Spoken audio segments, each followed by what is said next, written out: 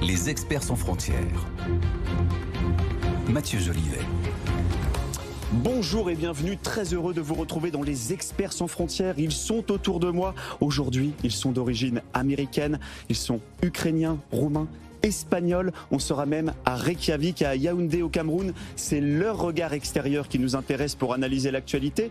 Avec eux, on va voir comment est-ce qu'en ce moment, la doctrine trumpiste est en train d'infuser aux États-Unis, mais aussi en Europe. On va aussi voir quelle place peut trouver l'Europe dans ce nouvel ordre mondial qui est en train de se dessiner sous nos yeux et qui ne nous attend pas. Et puis, à 3 jours du vote de confiance qui devrait acter la chute de François Bayrou, eh bien, on a décidé, dans les experts sans frontières, de donner la parole aux Français de l'étranger. On sera donc à Yaoundé au Cameroun, à Reykjavik en Islande. On verra quel regard ces Français de l'étranger portent sur la crise politique et budgétaire que traverse la France. Les experts sans frontières, c'est parti. BFM Business présente Les experts sans frontières. Mathieu Jolivet. Ils sont autour de moi, nos experts sans frontières. Romuald Sciorra vient de nous retrouver, franco-américain, chercheur associé à l'IRIS, directeur de l'Observatoire politique et géostratégique des États-Unis, auteur de L'Amérique éclatée aux éditions Armand Collin. Bonjour Romuald. Bonjour. Je crois que vous vivez à New York, vous êtes de passage à Paris pour un colloque au ministère des Affaires étrangères. Exactement. C'est bien ça. Eh bien, bienvenue parmi nous. Nous sommes aussi avec Violeta Moscalou, franco-ukrainienne, avec des origines roumaines aussi, je crois. Oui. Bienvenue parmi nous. Vous êtes présidente de Global Ukraine, professeur associé à l'Université de Lorraine et vous avez créé, vous nous en parlerez tout à l'heure, une fintech qui est très active, notamment auprès de la diaspora ukrainienne. Et puis, je vous le présente pas, Juan José Dorado, correspondant en France pour la presse espagnole. Très heureux de vous retrouver avec nous. Buenas tardes. Aussi, bien sûr, Damien Degeorges qui est avec nous, consultant français basé à Reykjavik. C'est un spécialiste des pays nordiques. On le retrouvera tout à l'heure. Il va nous parler des ingérences américaines au Groenland en ce moment. Bonjour Damien, bienvenue dans les Experts sans frontières. Pour se mettre dans l'ambiance, je voulais qu'on commence cette émission avec cette grand-messe des conservateurs américains. Ils étaient réunis toute la semaine à Washington pendant 3 jours, réunis par la fondation Edmund Burke. Une centaine d'intellectuels, il y avait des chefs d'entreprise, des politiques. Ils ont tous planché sur le trumpisme. Écoutez la bande-annonce des conservateurs. Since the first NatCon in 2019, national conservatism has shaped the conversation on the most pressing challenges facing America. Les conservateurs sont en train de gagner la bataille des idées. From foreign policy to domestic. Nous avons dépensé quoi ? 6 500 milliards de dollars dans des guerres sans fin et au final, tout ça pour presque rien. Cette crise à la frontière est la plus grande vulnérabilité sécuritaire que ce pays n'ait jamais connue. Romuald, vous êtes un observateur assidu de la société américaine, vous êtes franco-américain, vous vivez à New York. Là, on entendait dans cette bande-annonce des conservateurs le vice-président J.D. Vance dire, en galvanisant ses troupes, nous avons remporté la bataille des idées. Est-ce qu'au sein de la société américaine, c'est vrai ? Oui, en partie, en grande partie, c'est vrai. Il faut avoir toujours en tête que nous parlons beaucoup trop de Donald Trump depuis le 20 janvier. À la différence de 2017, ce n'est pas un homme seul, isolé, sans colonne politique vertébrale qui a accédé à la Maison-Blanche. C'est un homme très entouré des membres issus de cette droite ultra, de cette extrême droite qui porte véritablement bien son nom aux États-Unis, qui a accédé avec lui au pouvoir. Et les figures principales de cette ultra-droite sont bien évidemment J.D. Vance, le vice-président, et aussi Suzy Wiles, la secrétaire générale de la Maison-Blanche, le bras droit de Trump et l'instigatrice de la contre-révolution culturelle, donc de cette guerre des idées dont nous parlons, en Floride, avec le fameux gouverneur de Floride, Ron DeSantis. Donc oui, la bataille des idées est en partie gagnée. Les Américains, qu'ils soient républicains modérés, nation MAGA ou même une partie du centre, des démocrates, la droite du Parti démocrate, adhèrent, si ce n'est en totalité en tout cas, à une partie de la rhétorique conservatrice que l'on entend de plus en plus à travers les médias américains. Et Romuald Sciorra, pour bien comprendre ce qui est en train de se passer aux États-Unis et pour essayer de décoder, si tant bien on puisse, les décisions ou les allers-retours de Donald Trump, là je parle sur la scène intérieure là-bas, il est crucial d'avoir en tête l'agenda de Donald Trump, avec en ligne de mire ce qui va se passer le 4 juillet prochain aux États-Unis. Oui, écoutez, 2026 est une grande année pour Donald Trump et pour les États-Unis. Une année inquiétante également. Il faut bien avoir à l'esprit également que cette administration, Donald Trump, le premier, ont un agenda très précis. Ils l'ont pour l'international, on en parlera sans doute ensuite, mais aussi pour l'intérieur, qui pourrait se résumer en 2 objectifs. Un, faire des États-Unis un pays semi-autoritaire sur le modèle de Viktor Orban, et on y est déjà, plus si c'est possible, et mener cette contre-révolution woke, cette contre-révolution ultra-conservatrice qui, elle, effectivement, regroupe des tendances diverses, que ce soit différents mouvements ultra-religieux, que ce soit... Et je vous parlais du 4 juillet, parce que le 4 juillet, c'est le 250e anniversaire des États-Unis. Et donc, dans toutes ces petites convergences des luttes réactionnaires, les ultra-religieux dont je parlais, la droite morale, etc., il y a les révisionnistes. Et Trump est là, en l'occurrence, le leader du révisionnisme, puisqu'il est celui qui veut absolument que pour le 250e anniversaire des États-Unis, dont les célébrations ont commencé en avril, avec le fameux défilé militaire pour les 250 ans de l'armée américaine, réécrire... Qui a été d'ailleurs assez critiqué au sein même des États-Unis, hein,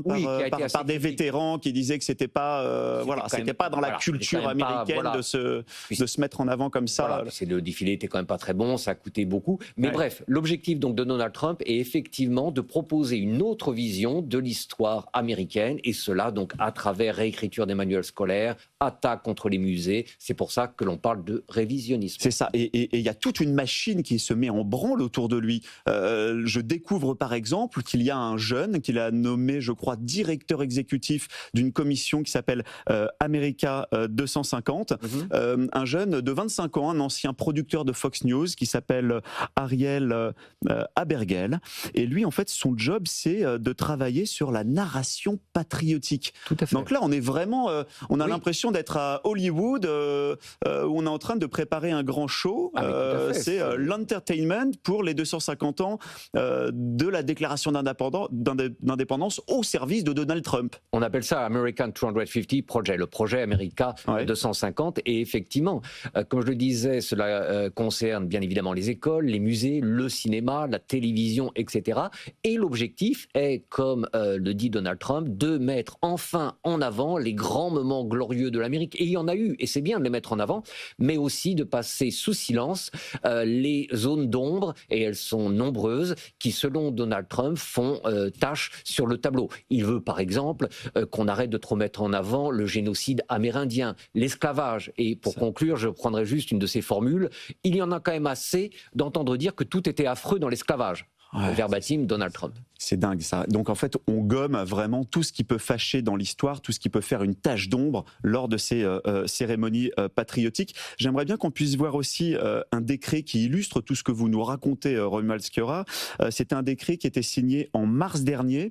Je le cite, hein, c'est noir sur blanc, un décret de la Maison-Blanche signé de la main de Donald Trump pour restaurer la vérité dans l'histoire américaine. Ça, Violetta, je voulais avoir quand même avec vos lunettes de franco-ukrainienne et vos lunettes européennes, quand on voit cette mise en place d'un narratif patriotique, qu'est-ce que ça vous inspire d'ici ? Mais je pense que nous sommes vraiment en pleine crise, parce que ces logiques prédatrices, en fait, qui sont sous-jacentes par rapport à ces narratifs patriotiques, sont malheureusement très similaires, qu'on parle de Washington, ou qu'on parle de Moscou, ou qu'on parle de Pékin, ou d'autres régimes ou États un peu autoritaires qui, malheureusement, ont une approche très prédatrice et très menaçante pour les démocraties qui sont assez fragiles. Et donc, moi, quand j'entends parler de tous ces narratifs américains ou russes ou autres, j'ai envie de poser la question, où sont nos narratifs à nous, en fait, européens ?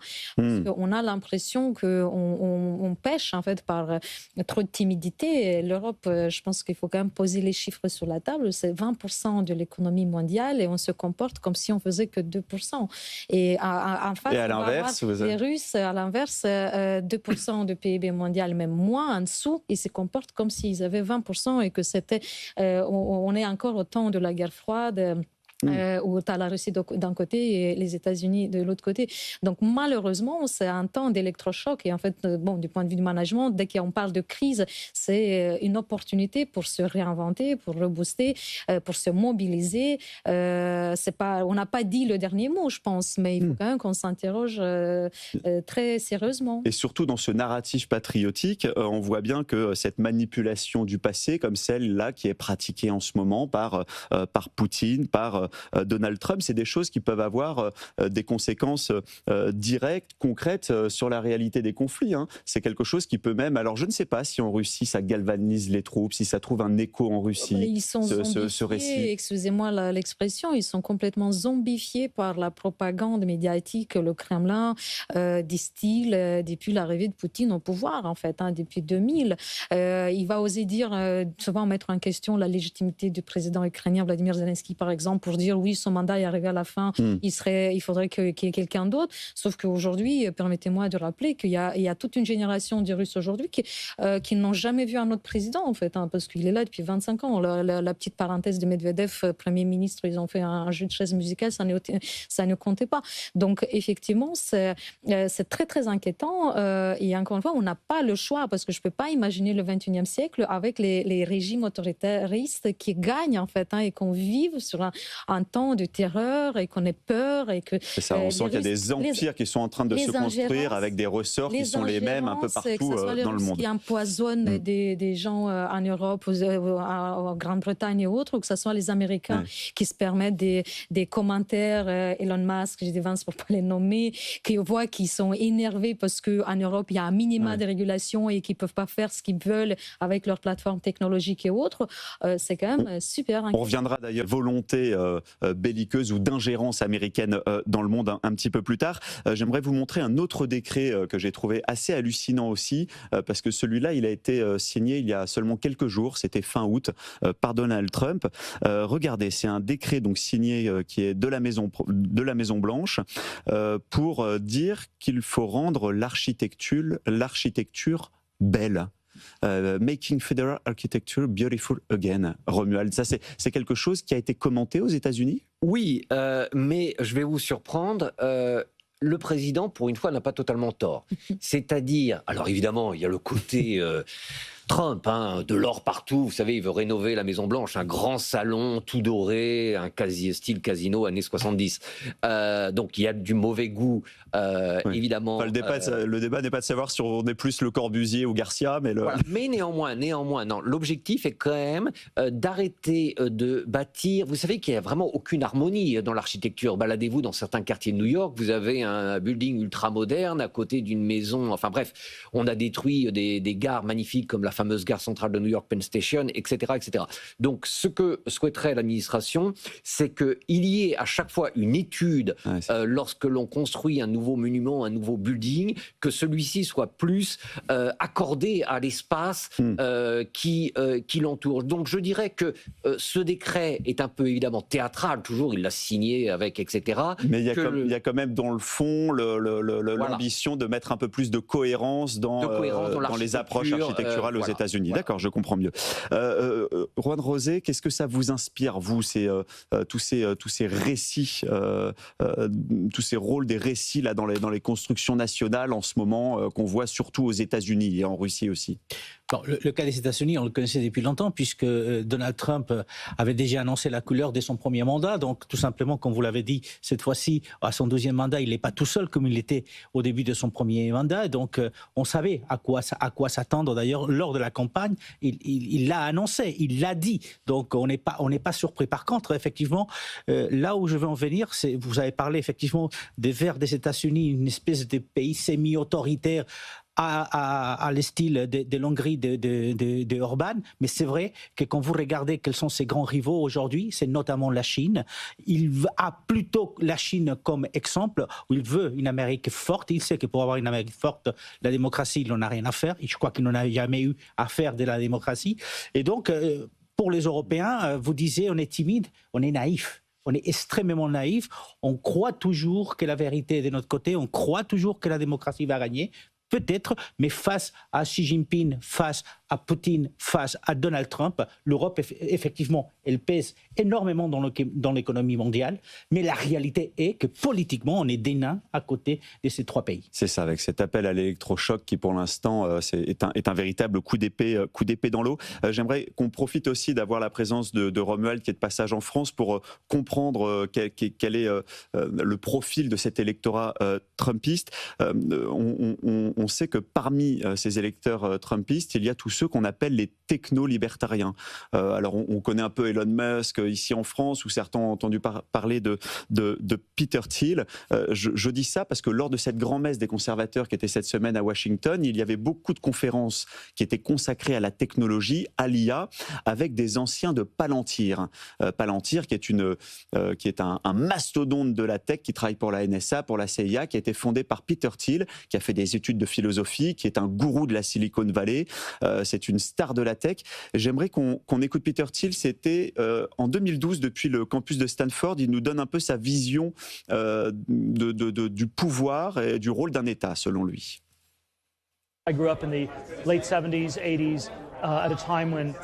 J'ai grandi dans les années 70 et 80, à une époque où planait le spectre du communisme, du totalitarisme.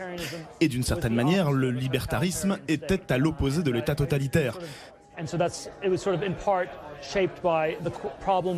s'agissait donc de relever le défi du totalitarisme et de défendre l'idée qu'il fallait réduire le pouvoir parce que le pouvoir corrompt et le pouvoir absolu corrompt tout. Violetta, qu'est-ce que ça vous inspire ? Parce que ce que nous dit Peter Thiel, là, finalement, ça illustre toute une partie de l'électorat de Trump, hyper technophile, qui rêve d'un monde qui serait gouverné par un État digital et où les citoyens seraient libérés des chaînes démocratiques. Ils n'aiment pas les démocraties telles qu'on l'a connues jusqu'à aujourd'hui. Aucune régulation, aucun impôt. État digital, vous qui avez une âme de chercheuse et d'entrepreneuse. Les nouvelles technologies peuvent être effectivement source de développement, mais pas sans aucune régulation, ça c'est sûr, parce qu'on se retrouve dans des situations où, comme aujourd'hui, des réseaux sociaux, parce qu'on cherche de montrer des chiffres gonflés de mois ou autre pour la bourse, pour montrer qu'il y a une croissance, par exemple. Du coup, on tolère, par exemple, tous les trolls sur les réseaux sociaux, et ça crée tout un tas de problématiques aujourd'hui extrêmement graves, en fait, donc de miner la confiance, et on voit que ce scepticisme qui gagne nos sociétés est en train de détruire en fait les fondamentaux de notre modèle démocratique. Donc c'est sûr. Moi, il y a autre chose aussi qui m'interpelle quand on les voit comme ça vouloir quelque chose de sans loi en fait. Donc de facto, ce sont ces gourous de la tech qui feraient la loi et la foi. Ça me dérange la conflictualité qui est là aussi derrière cette logique prédatrice.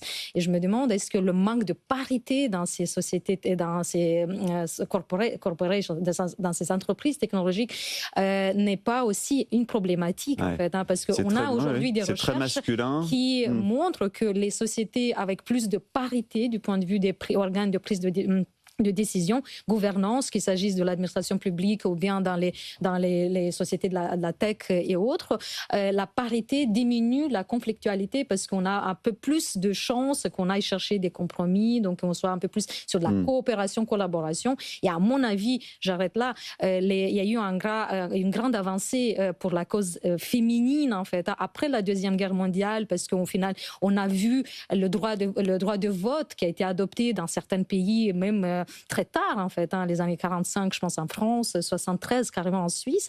Et maintenant, il me semble qu'au XXIe siècle, à un moment donné, il faudra aussi s'interroger sur cette parité qui est vraiment un maillon faible. Est-ce qu'il faut qu'on y avance de façon normative, en fait, parce qu'il ne se fait pas tout seul. Mais cette conflictualité, cette logique prédatrice, ce sont des éléments de destruction et qui minent vraiment nos systèmes, nos modèles démocratiques. C'est ça. Et derrière ces techno-libertariens, où effectivement il y a peut-être un problème de paritaire que vous évoquez là, c'est aussi, ils font aussi le chantre, c'est les chantres du pouvoir vertical, quoi. C'est pouvoir absolu au digital, et on va avec un monopole tech, et en dessous tout le monde aux ordres.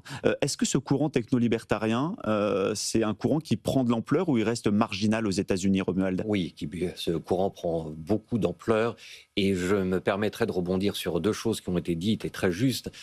quand vous dites que la situation est inquiétante.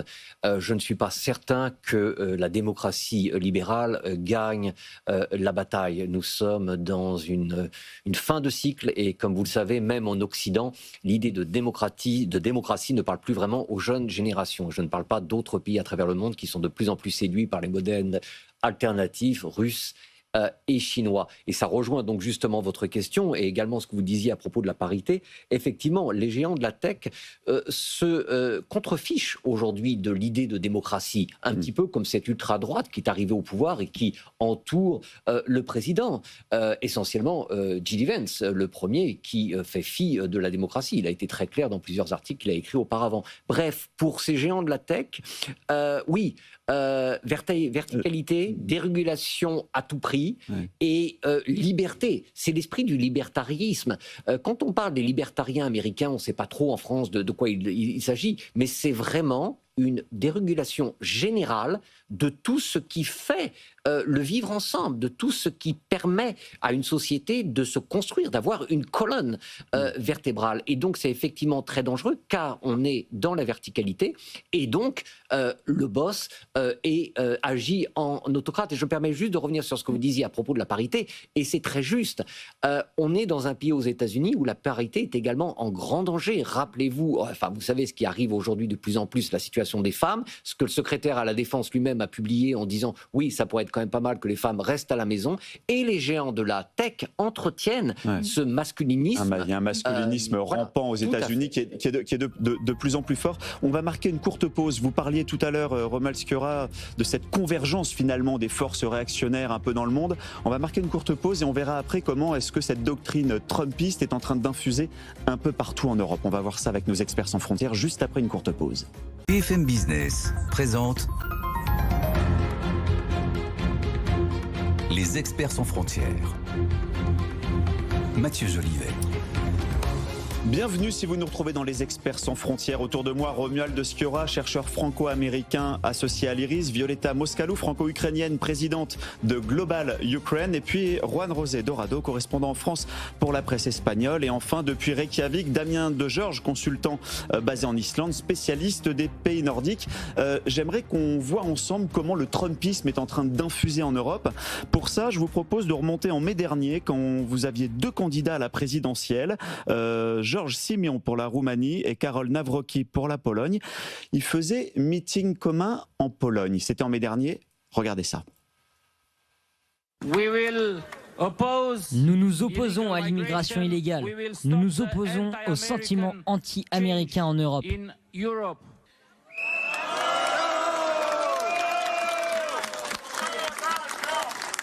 Donald Trump, Donald Trump, Donald Trump, Donald Trump, Donald Trump, Donald Trump. Donald Trump n'est pas simplement un homme, il est le symbole de la liberté qui doit couvrir l'ensemble du monde. Voilà, donc là nous sommes en Pologne en mai dernier. Vous voyez les candidats qui font leur campagne avec le label Donald Trump qui galvanise les gens venus les écouter. En Europe de l'Est, le Trumpisme a un écho véritable, Violeta. Je crois même que la Hongrie est une tête de pont des idées ou de la doctrine Trump en Europe.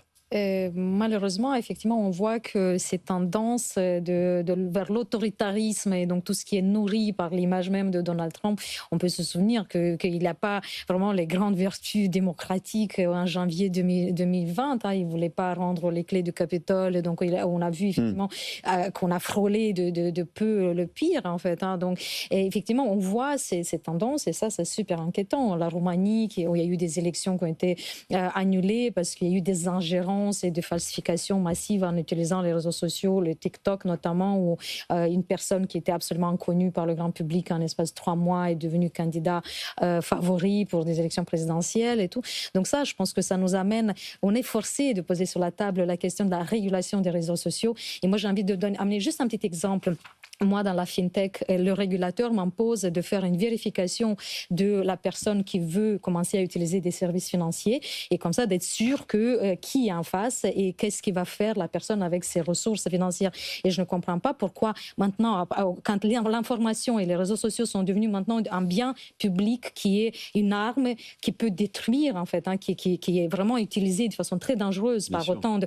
Pourquoi on ne peut pas imaginer que sur les réseaux sociaux, on ait une identification et qu'il y a un compte qui correspond à une personne et qu'il y ait une responsabilité pour les propos qui sont portés. Et là, par exemple, quelqu'un comme Elon Musk... Pour éviter les armées de trolls et les tentatives de déstabilisation. Quelqu'un comme Elon Musk, il peut quand même continuer à faire après ses propos et tout, sauf qu'il va payer très vite le prix, parce que quand il a vu les ventes chuter énormément de sa Tesla en Europe, quand il était parti comme une torpède, en fait, avec ses commentaires qu'il faisait par rapport il voulait soutenir en fait les courants très extrême droite en fait en Allemagne et puis tout, ça l'a vite remis à sa place en fait. Donc il y a une responsabilité, je pense qu'il faut quand même qu'on soit... On a été les premiers au niveau de la Commission européenne d'avoir imposé le GDPR, en fait, donc la régulation par rapport au traitement des données personnelles et tout. Et ensuite, ça a été repris par d'autres pays, effectivement. Donc, je pense qu'on doit être aussi pionnier. Il ne faut pas avoir peur. Vous avez raison de dire que les réseaux sociaux et le digital est une arme puissante, notamment pour les tentatives de déstabilisation.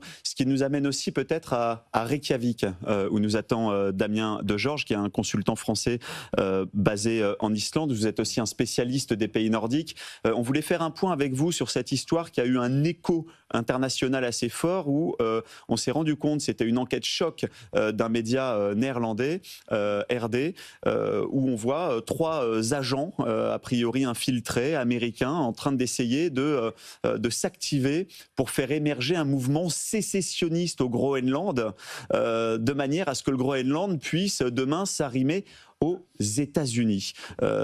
Cette histoire est complètement dingue. Où est-ce qu'on en est encore aujourd'hui ? Comment est-ce que c'est commenté dans les pays nordiques ? Alors c'est un reportage de la télévision publique danoise DR. Et donc, effectivement, ça fait beaucoup de bruit au Danemark, au Groenland et au-delà. Le Groenland, c'est 56 000 habitants, donc c'est un territoire avec une élite en nombre très faible, qui est donc facilement influençable. Et c'est tout l'enjeu de l'avenir du Groenland. Et le Groenland aussi est un endroit géostratégique majeur sur le plan économique, dont les ressources, dont les sous-sols regorgent de ressources qui aujourd'hui sont convoitées par le monde entier, notamment pour accompagner les transitions énergétiques, les batteries, etc. Ça, il y a les matériaux dont on a besoin pour ces transitions dans les sous-sols groenlandais. Le Groenland a tout pour attirer n'importe quelle puissance. Et demain, on parlera aussi des réserves d'eau douce du Groenland, accessoirement. Le Groenland, c'est un territoire grand comme 4 fois la France qui voulait voguer vers l'indépendance. Et puis finalement, Donald Trump l'a rattrapé en lui montrant finalement qu'est-ce que ce serait d'être indépendant. Donc du coup, là, on n'en entend plus parler. Au contraire, on est en train d'entendre parler plus d'un rapprochement avec l'Union européenne. Ça rappelle l'époque où Poutine a envahi l'Ukraine et où la Suède et la Finlande se sont tournées vers l'OTAN. La France, d'ailleurs, ne veut pas laisser ce terrain libre aux Américains. Jean-Noël Barrot s'est empressé, notre ministre des Affaires étrangères, de faire un déplacement au Groenland. C'était le week-end dernier. Écoutez-le. Le Groenland n'est pas à prendre. Le Groenland n'est pas à vendre. Et comme l'ont rappelé les autorités danoises et groenlandaises, les manœuvres récentes sont inacceptables et irrespectueuses. On ne construit pas la grandeur d'une nation sur la servitude de ses voisins et de ses alliés, ni sur la projection d'une domination continentale ou hémisphérique. C'est une voie sans issue, ni en Europe, ni ailleurs, ni en Arctique, ni ailleurs. La force doit l'emporter sur le droit. Voilà, la force ne doit pas l'emporter sur le droit. Quand vous entendez ça, Juan José Dorado, finalement, tout à l'heure, on parlait d'une Europe qui était un peu naïve, mais est-ce que la France il n'y a pas une forme de naïveté à plaider ça face à Trump ? Mais restons naïfs quand même un tout petit peu, puisqu'on est européen et on n'est pas américain, ni chinois, ni russe. Mais c'est vrai que ce déplacement et d'autres qui vont venir, d'autres leaders européens sont importants parce qu'effectivement, comme vous l'avez dit, ça va rapprocher effectivement le Groenland de l'Union européenne et ça va rapprocher aussi le Groenland de son pays d'adoption, le Danemark. Parce qu'effectivement, peut-être que le Groenland avait à un moment donné ce sentiment d'être abandonné ou isolé par rapport à d'autres territoires, et ben la démarche américaine fait effectivement, il va se rapprocher de nous. Et ça un signal de plus que l'Europe doit se montrer un petit peu soudée. Un peu plus soudée parce quand que les autres se posent un peu moins de questions, surtout. Voilà, et parce que ce n'est pas le premier exemple. L'ingérence américaine, elle est historique, d'abord en Amérique latine, maintenant elle arrive en Europe, mais rappelons-nous tout simplement que c'est la même chose qu'a fait l'Union soviétique à l'époque, aujourd'hui la Russie, pas plus loin que 2017 où ils avaient prêté main forte aux indépendantistes catalans pour organiser la sécession de la Catalogne de l'Espagne. L'ingérence américaine en Amérique du Sud, vous faites bien d'en parler. Il y a les tensions qui sont en train de monter d'un cran en ce moment entre les États-Unis et le Venezuela, qui est une véritable bête noire pour les Américains.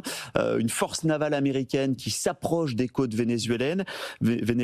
Écoutez, c'était le 1er septembre, le président vénézuélien Nicolás Maduro qui met en garde Donald Trump. Donald Trump, faites attention.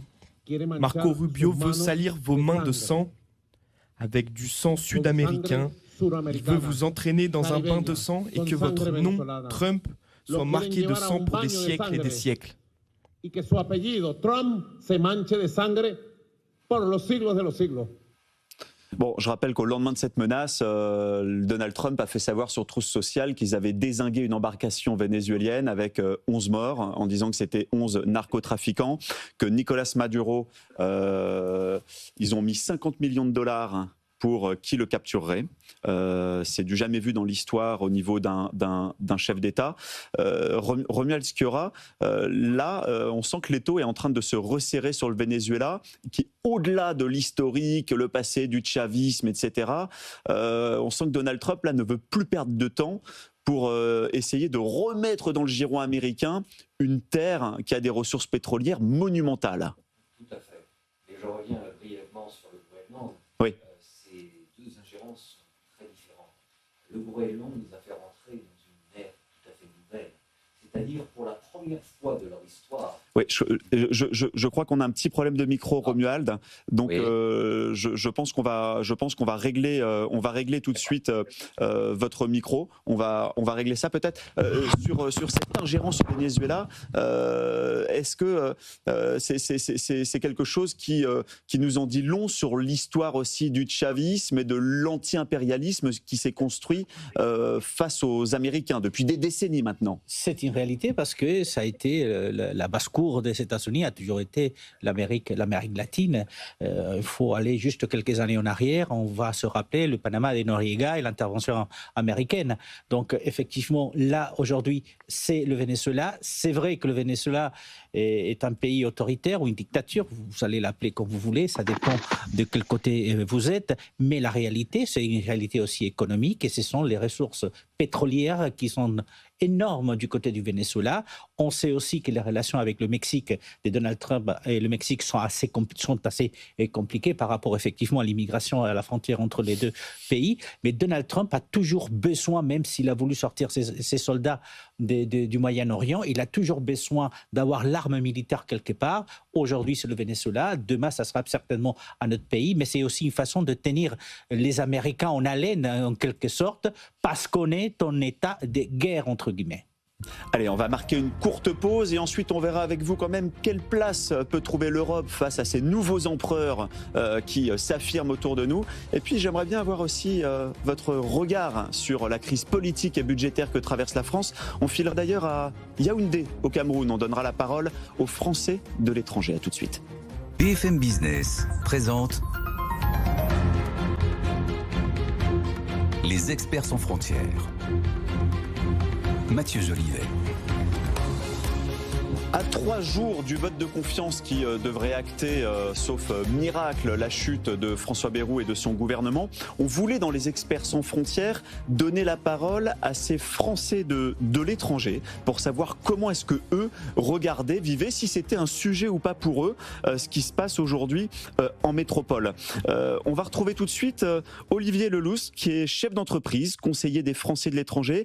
Vous êtes installé, Olivier, depuis plus de 20 ans à Yaoundé, au Cameroun. J'ai regardé, c'est à 5068 km de Paris, à vol d'oiseau. Comment est-ce que vous, avec votre casquette de chef d'entreprise, vous avez travaillé depuis 20 ans dans les telcos, dans la cyber, comment depuis le Cameroun, vous vivez cette crise politique et budgétaire? Est-ce que c'est un sujet?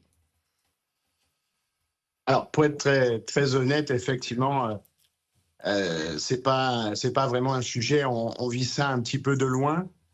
On est plus intéressé à l'image, en fait, que la France peut donner, en fait, vue de l'extérieur. Vous savez, ici au Cameroun, on a une relation très particulière avec la France. Et les Camerounais regardent avec énormément d'attention ce qui se passe. Et tous les ans, par exemple, personne ne le sait, mais on a une croix de Lorraine. Et tous les ans, on fête en fait le départ de la colonne Leclerc depuis le Cameroun. Et vous voyez, donc cette relation est très très forte. Et nous, ce qui nous fait un petit peu peur et ce qui nous inquiète, c'est quelle est l'image que la France donne, cette grande démocratie, de cette grande puissance aux amis, nos amis camerounais. Olivier Leloustre, avec votre autre casquette que vous avez, qui est celle des conseillers des Français de l'étranger, là pour le coup, le sujet d'une éventuelle crise budgétaire, si on devait aller dans la durée dans une crise politique, et un emballement de la dette, etc., ça c'est quelque chose que vous surveillez quand même, qui peut impacter des projets pour les Français de l'étranger. Ah oui, alors là, c'est effectivement, on change de casquette. Je me suis engagé pour me soucier du quotidien des Français de l'étranger depuis quelques années, ici au Cameroun. La France, en fait, aide nos compatriotes en difficulté, que ce soit au niveau des allocations sociales, au niveau des bourses scolaires. Et donc, effectivement, on est très, très inquiet de savoir si tous ces budgets ne seront pas réduits. À titre personnel, je me suis lancé dans la construction d'une école internationale à Kribi. Et effectivement, je compte beaucoup sur les soutiens du tissu associatif français, donc des budgets, pour pouvoir pérenniser ce projet. Merci beaucoup Olivier Leloustre. Je rappelle, vous êtes chef d'entreprise installé depuis plus de 20 ans à Yaoundé au Cameroun. On file maintenant à Reykjavik avec vous, Damien Degeorges. Vous êtes un spécialiste des pays nordiques. Comment est-ce que c'est commenté depuis les pays nordiques, cette crise politique et budgétaire que traverse la France? Très clairement, on voit ça d'une manière pas très drôle à la fin. C'est-à-dire qu'on voit aussi qu'il y a une élection présidentielle à l'horizon de 2027. Et on peut se dire, au fond, que dans le débat français, il y a une partie immergée de l'iceberg qui n'est pas très présente, à savoir que vous avez d'une part la partie, bien sûr, financière, économique de la dette, mais il y a la partie géopolitique. Alors, vous vous rappelez peut-être de l'épisode des frugaux au sein de l'Europe, avec ces pays du Nord qui ne voulaient pas d'endettement commun au niveau européen. Et puis, finalement, ils ont lâché du lest sur la défense. Oui, on peut monter à 5% de dépenses sur PIB. Acté à la Haye, effectivement, en mai dernier, oui. Voilà, quand la Suède le dit, pays AAA sans problème d'endettement, ça devient crédible. Quand la France le dit, on se pose des questions. Et le vrai sujet géopolitique, c'est 2027, si la France bascule sur un changement géopolitique, si, pour dire les choses, les Français élisaient un président ou une présidente, comme on dit en bon français, Poutine-friendly, eh bien là, brusquement, je pense que les Nordiques et les Baltes pourrait être beaucoup plus exigeant vis-à-vis de la France par rapport à son point faible qu'est la dette souveraine.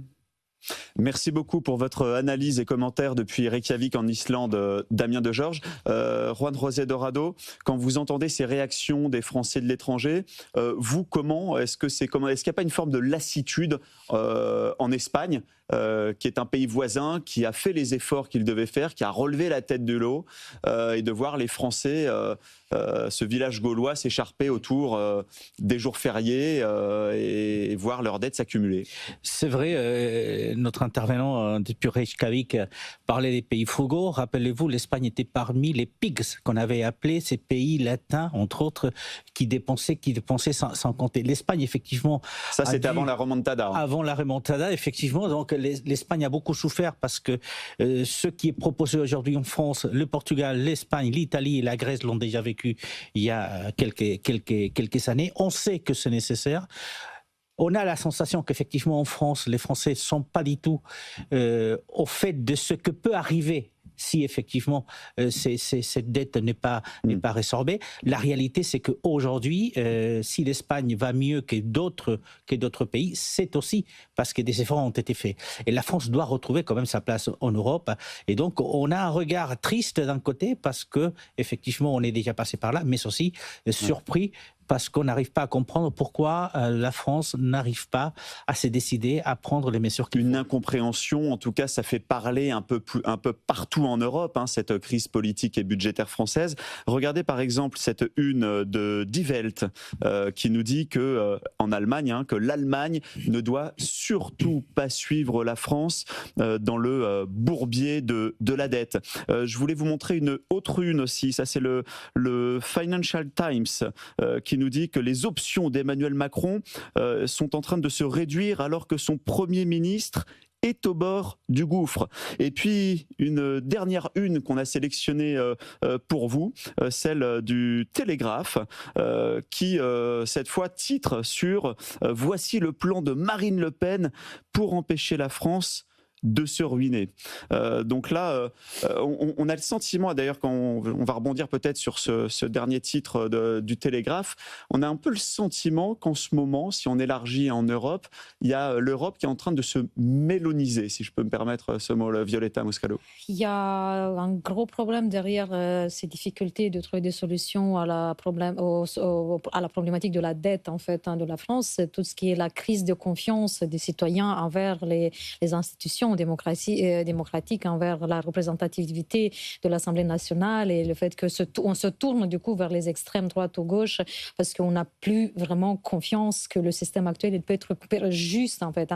Je voudrais quand même souligner cette problématique de pouvoir d'achat aussi qui est quand même très présente et très importante et très grave. Moi je suis choquée quand même quand je regarde les chiffres qu'on nous montre que presque 10 millions de Français sont aujourd'hui en dessous du seuil de la pauvreté en France, sachant que ce sont des Français qui travaillent en fait pour la grande partie.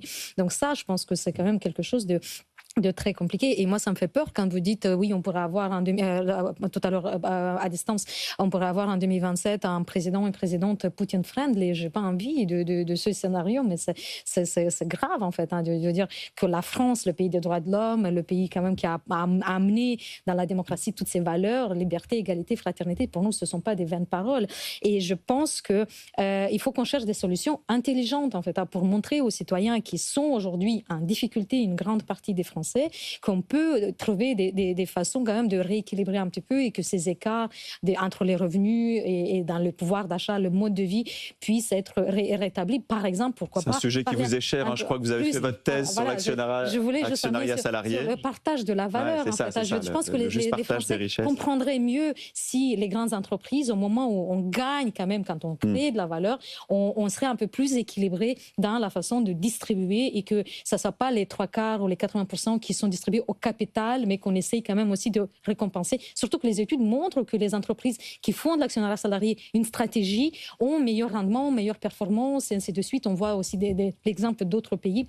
Je pense que ça peut être une solution aussi à mettre au centre des débats chez nous en France. Juan José. Juste rappeler quand même, si on regarde la situation politique en Europe, on voit que la plupart des pays ont tourné à droite. C'est une réalité.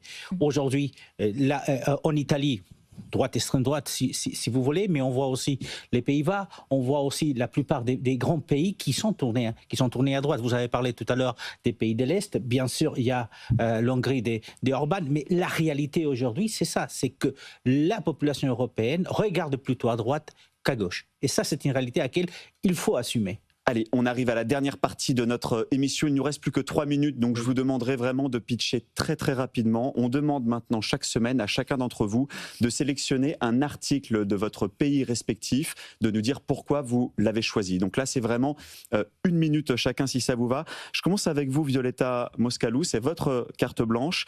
Je trouve ça génial, votre article que vous avez choisi en Ukraine sur une histoire de label testé en Ukraine. Testé en Ukraine, effectivement. Donc, j'ai pris Kiev Post, qui est un média ukrainien anglophone, pour que ça puisse être compréhensible par la rédaction aussi.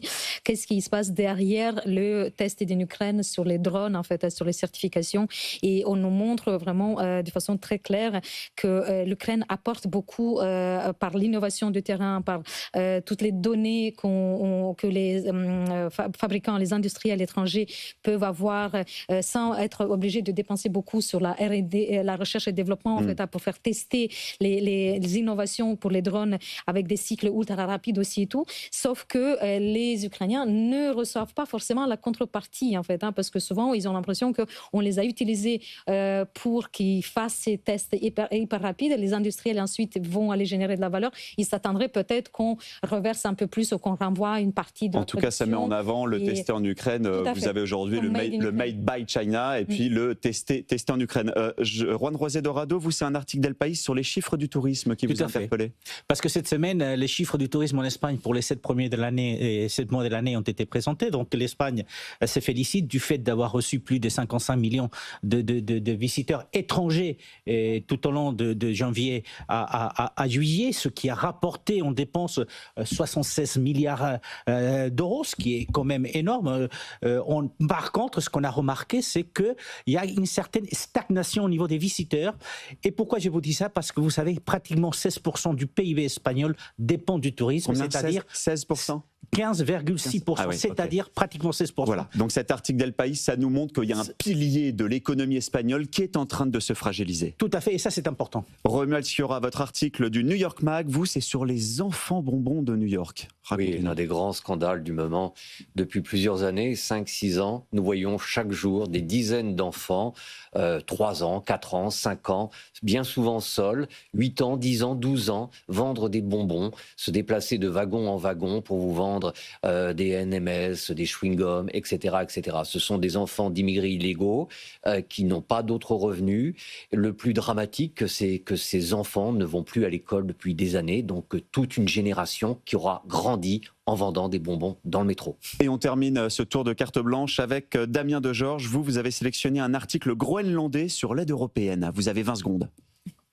Oui, donc la Commission européenne propose de plus que doubler l'aide de l'Union européenne au Groenland pour la période 2028-2034. C'est un enjeu géopolitique et d'ailleurs le Parlement groenlandais parlera cet automne d'une éventuelle étude sur les plus et les moins d'un retour du Groenland dans l'Union européenne. Donc le débat européen en Groenland ne fait que commencer. Merci à nos experts sans frontières de nous avoir éclairé, un regard extérieur précieux pour nous aider à prendre un peu de hauteur. Autour de moi, il y avait Romuald Sciorra, chercheur franco-américain associé à l'IRIS, Violeta Moscalou, franco-ukrainienne, présidente de Global Ukraine, Juan José Dorado, correspondant en France pour la presse espagnole, et Damien Degeorges, qui habite à Reykjavik et qui est un spécialiste des pays nordiques. Les experts sans frontières, c'est fini. Je vous retrouve la semaine prochaine. Très bon week-end à tous. Les experts sans frontières sur BFM Business.